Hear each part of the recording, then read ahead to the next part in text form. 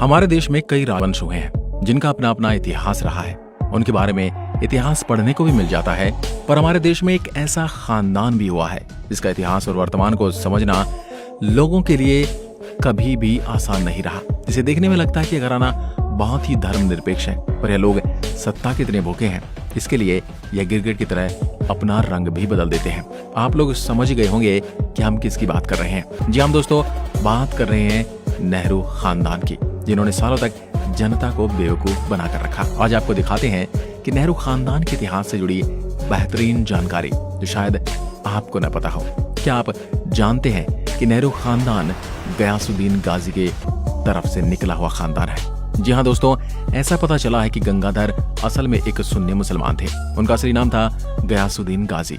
अब आप सोच रहे होंगे ये गंगाधर कौन है? तो दोस्तों आपको बता दें कि नेहरू खानदान के जन्मदाता जिनका नाम गंगाधर नेहरू, लेकिन क्या उनका असली नाम है, या ये जानते हैं हमारे इस वीडियो में। नेहरू गांधी खानदान की शुरुआत होती है गंगाधर नेहरू यानी कि मोतीलाल नेहरू के पिता से।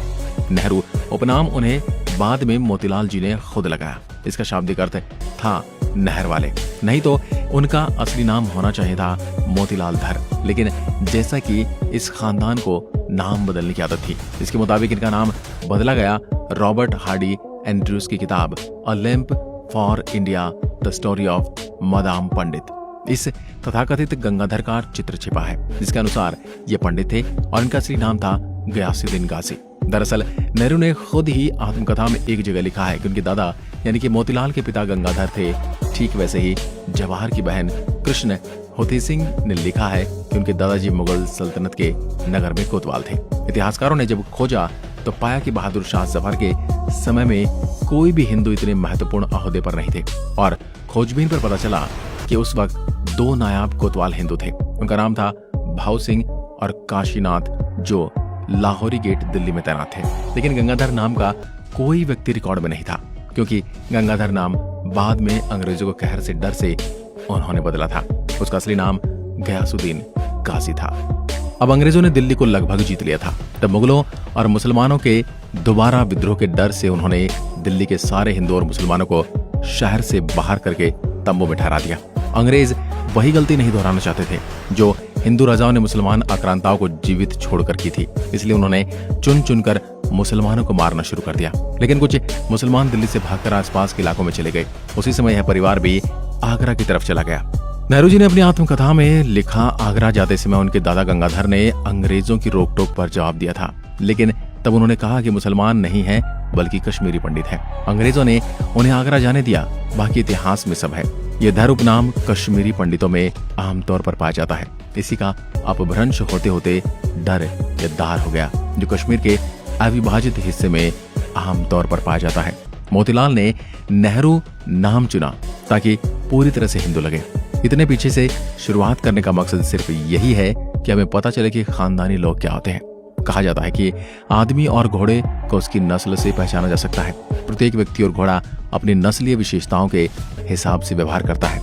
जी हाँ दोस्तों, संस्कार उसमें थोड़ा बदलाव लाता है, लेकिन मूल स्वभाव आसानी से नहीं बदलता। अपनी पुस्तक द नेहरू डायनेस्टी में लेखक एन राव लिखते हैं कि जवाहरलाल नेहरू मोतीलाल नेहरू के पुत्र थे। मोतीलाल के पिता का नाम गंगाधर, यह तो हम जानते हैं, लेकिन जवाहरलाल की एक पुत्री थी इंदिरा प्रियदर्शनी नेहरू। कमला नेहरू उनकी माता, जिनकी मृत्यु स्विट्जरलैंड में टीबी से हो गई थी। कमला शुरू से ही इंदिरा संग फिरोज से विवाह के खिलाफ थी। आखिर क्यों, हमें नहीं पता, लेकिन ये फिरोज गांधी कौन थे? फिरोज उस व्यापारी के बेटे थे जो आनंद भवन में घरेलू सामान और शराब पहुंचाने का काम करता था। आनंद भवन का असली नाम था इशरत मंजिल। उसके मालिक थे मुबारक अली। मोतीलाल नेहरू पहले इन्हीं मुबारक अली के यहाँ काम करते थे। खैर, हम में से सभी जानते कि राजीव गांधी के नाना का नाम था जवाहरलाल नेहरू, लेकिन प्रत्येक व्यक्ति के नाना के साथ ही दादा भी होते हैं। अधिकतर परिवारों में दादा और पिता का नाम महत्वपूर्ण होता है, बजाय नाना या मामा के। तो फिर राजीव गांधी के दादाजी का क्या नाम था, आपको मालूम है? नहीं। ऐसा इसलिए क्योंकि राजीव गांधी के दादा थे नवाब खान, एक मुस्लिम व्यापारी जो आनंद भवन में सामान सप्लाई करता था, जिसका मूल निवास था जूनागढ़, गुजरात। नवाब खान ने एक पारसी महिला से शादी की और उसे मुस्लिम बनाया। फिरोज इसी महिला की संतान थे। उनकी मां का उपनाम था गांधी। गांधी नाम पारसियों में अक्सर पाया जाता है। विवाह से पहले फिरोज गांधी न होकर फिरोज खान थे। कमला नेहरू के विरोध का असली कारण भी यही था।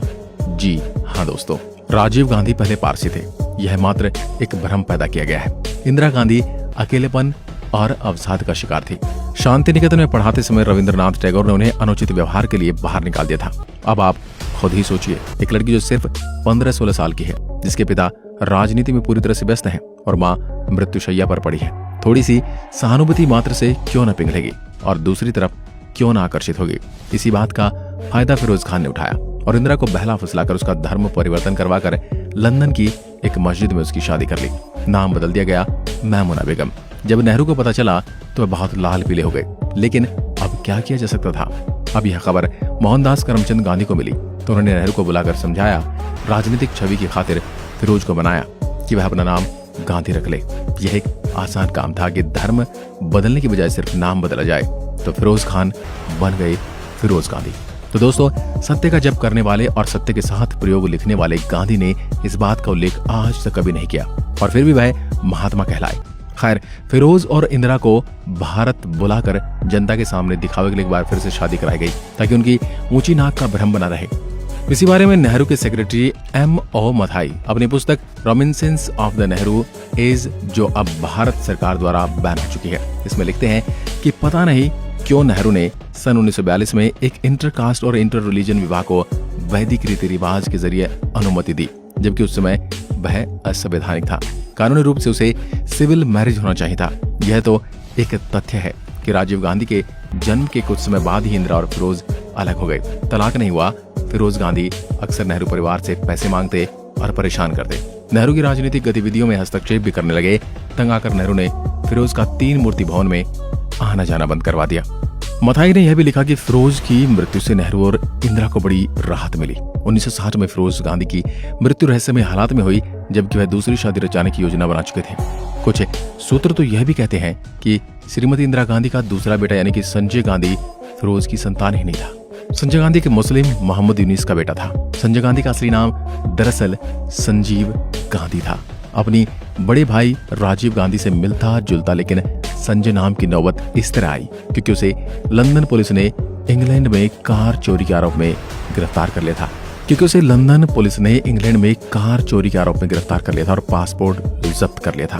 ब्रिटेन में तत्कालीन भारतीय उच्चायुक्त कृष्ण मेनन ने तब संजीव गांधी का नाम बदलकर नया पासपोर्ट संजय गांधी के नाम पर बनवाया। इन्हीं कृष्ण मेनन साहब को भ्रष्टाचार के मामले में नेहरू और इंदिरा ने बचाया था। तो दोस्तों, तो ये था नेहरू गांधी परिवार का इतिहास, लेकिन सिर्फ आधा बाकी, आधा हम आपको दिखाएंगे अगले वीडियो में। जब तक के लिए हमारे साथ जुड़े रहिए फेसबुक पेज पर। एक बार फिर मिलते हैं एक और ऐसे ही वीडियो के साथ। तब तक के लिए नमस्कार, धन्यवाद।